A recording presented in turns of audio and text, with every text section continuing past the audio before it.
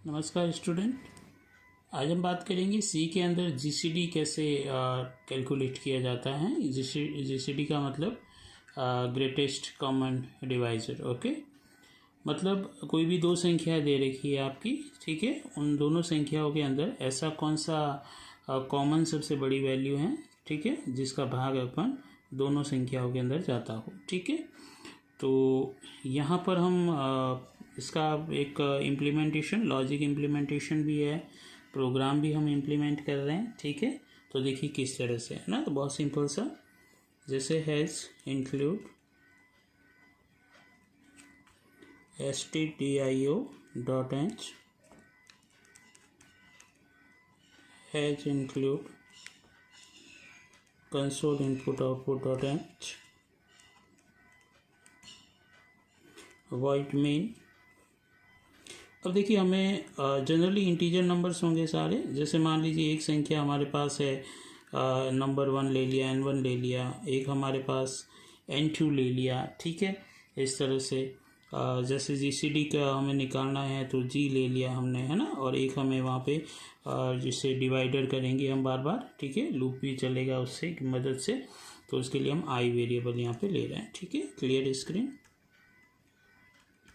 चलिए अब देखिए यूज़र से दोनों वैल्यू ले लेते हैं ना, print F. Okay, enter n1 and n2, ये दोनों यूज़र से लेनी है। ध्यान रखना है दोनों इंटीजर वैल्यू देनी है आपको। ठीक है, स्कैनर %d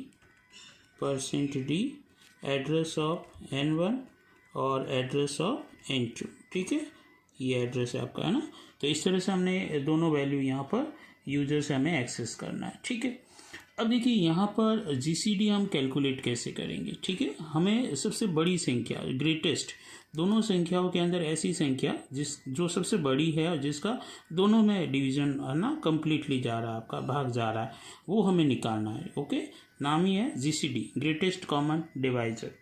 तो देखिए इसको कैसे कैलकुलेट करेंगे, बहुत सिंपल सा तरीका। हम एक फॉर लूप यूज करेंगे।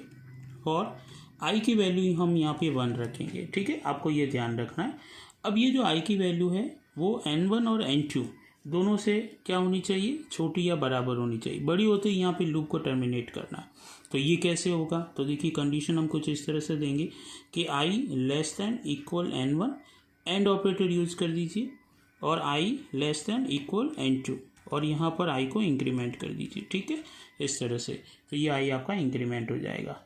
अब हमें यहाँ पर एक चीज़ चेक करनी है कि n1 और n2 जो है ना, इन दोनों के अंदर जब हम i से वहाँ पे डिवाइड करते हैं तो क्या भाग पूरा जाता है, क्या डिवीज़न कंप्लीट होता है क्या। यानी हमें रिमाइंडर चेक करना है दोनों का, कि दोनों का रिमाइंडर 0 आना चाहिए, तो ही वहाँ पर हम जीसीडी वहाँ पे निकाल पाएंगे, है ना। यानी कि जी की जो वैल्यू अभी कुछ भी नहीं है, उसमें आई की वैल्यू हम रखते जाएंगे। ठीक है, कैसे होगा वो देखिए, बहुत सिंपल सा केस है। यहाँ पर इफ़ कंडीशन हम यूज करेंगे, इफ़, है ना। तो सबसे पहले हमें क्या करना है, n1 के अंदर रिमाइंडर करो आई को, और चेक करो क्या वो 0 आ रहा है क्या, और साथ साथ ये भी चेक करो, ठीक है, कि n2 के अंदर भी ये चीज़ होनी चाहिए कि n2 के अंदर भी आप रिमाइंडर करते हो तो क्या 0 आ रहा है।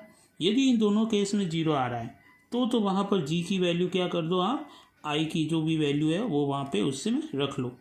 अब आगे से आगे होता जाएगा, जी आपका ओवरराइट होता जाएगा आई से। ठीक है, इस तरह से ये आपका कैलकुलेशन आपका चलता रहेगा। ओके, तो ये एक लॉजिक इम्प्लीमेंटेशन होगा आपका जीसीडी का। ठीक है, जैसे ही आप बाहर आते हैं, बाहर आते ही वहाँ पे जी की जो फाइनल वैल्यू होगी, यानी कि जो कॉमन फैक्टर होगा दोनों का, वो आपको वहाँ पर जी में मिल जाएगा। तो बाहर आते ही आप यहाँ पर एक सिंपल सा मैसेज दे दो, प्रिंट ऐप /n लिख दो यहाँ पे कि जीसीडी फॉर %d n1 के लिए, %d and %d n2 is %d, ये g आ जाएगा यहाँ पर। ठीक है, तो यहाँ पर n1, यहाँ पर n2, और ये g आप यहाँ पे प्रिंट करवा दीजिए। ठीक है, और इस तरह से यहाँ पे ये प्रोग्राम आपका टर्मिनेट हो जाएगा। ठीक है, समझ में आ गई चीज़ आपको ऐसे।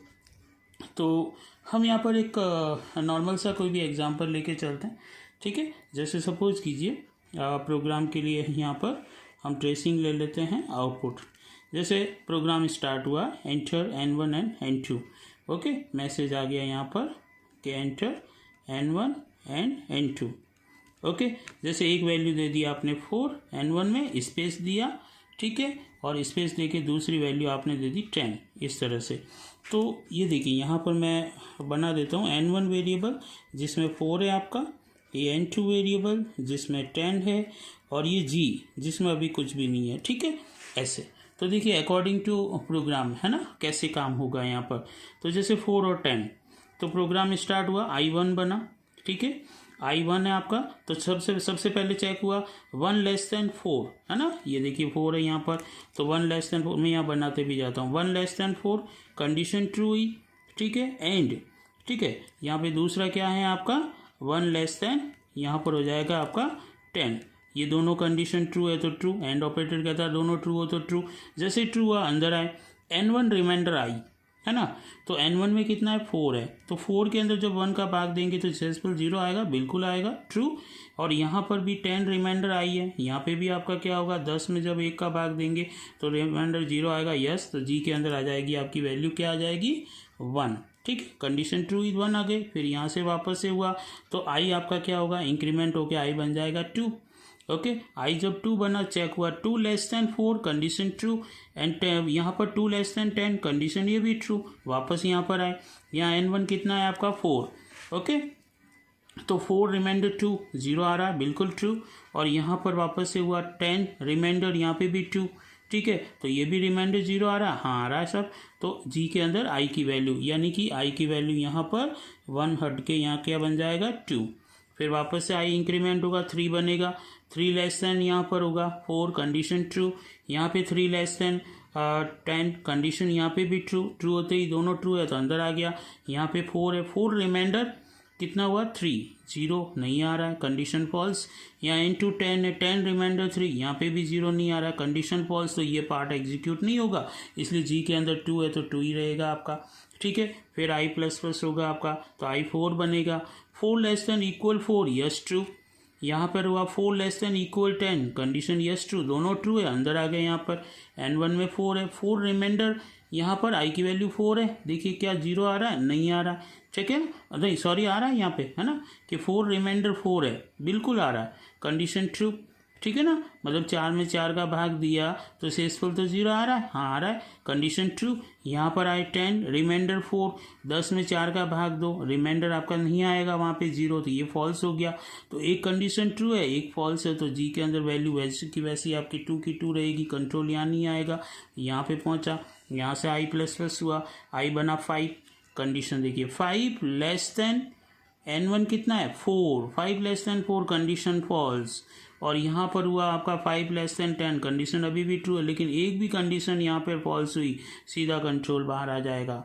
जैसे कंट्रोल बाहर आया मैसेज यहाँ पे GCD for %D and %D as, तो देखिए ये सारी वैल्यूज हमारे पास आएगी, तो मैसेज आ जाएगा कि GCD फॉर 4 एंड 10 एज 2, ठीक है। तो 2 एक ऐसा सबसे बड़ी संख्या है, एक कॉमन संख्या है जिसका भाग 4 और 10 के अंदर आप दे रहे हैं, ठीक है, यानी कि सबसे बड़ा ये कॉमन फैक्टर है आपका, ठीक है, समझ में आ गई चीज़ आपको।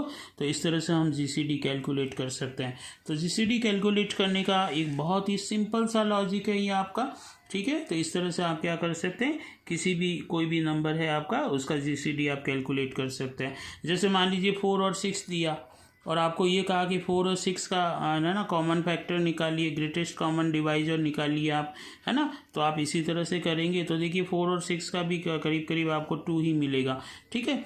तो इस तरह से हम क्या कर सकते हैं, कोई भी यदि सी के अंदर कोई प्रोग्राम आ जाए और उसमें आपको GCD कैलकुलेट करने को कहें, ठीक है, ग्रेटेस्ट कॉमन डिवाइजर आपको यदि कहे, ठीक है, तो हाईएस्ट भी कह सकते हैं, इसे HCF भी कहते हैं ना, हाईएस्ट कॉमन फैक्टर, ओके। तो आप इस तरह से का लॉजिक वहाँ पर यूज करते हुए निकाल सकते हो, मतलब बहुत ही सिंपल सा लॉजिक है। फॉर लूप के अंदर ये भी चीज़ समझ में आ गई है आपको कि कोई भी कंडीशन यदि वहाँ पे मल्टीपल कंडीशन देनी है तो कैसे बूलियन ऑपरेटर को यूज करना है, ओके। तो आई यहाँ पर इस तरह से, हाँ यहाँ पर आप प्लस प्लस आई भी लिख सकते हैं, कोई फ़र्क नहीं पड़ेगा, ओके, क्योंकि कुल मिला के आई की वैल्यू इंक्रीमेंट करनी है यहाँ पर, ठीक है, इस तरह से। यहाँ पर आप कोई ब्लॉक भी बना दें तो कोई प्रॉब्लम नहीं है, क्योंकि सिंगल स्टेटमेंट है, इसलिए ये स्टेटमेंट, ये कंडीशन जैसे ही ट्रू होगी तो ये चलेगी और ट्रू नहीं होगी तो ये सीधा यहाँ पे आ जाएगा, यानी इसको स्किप कर जाएगा। तो ये जो प्रोग्राम है आपका वो जीसीडी का है। आप इसे कैलकुलेट करें, ट्रेसिंग करें और इस तरह से आप इसे प्रैक्टिस में रखें। Okay, thank you.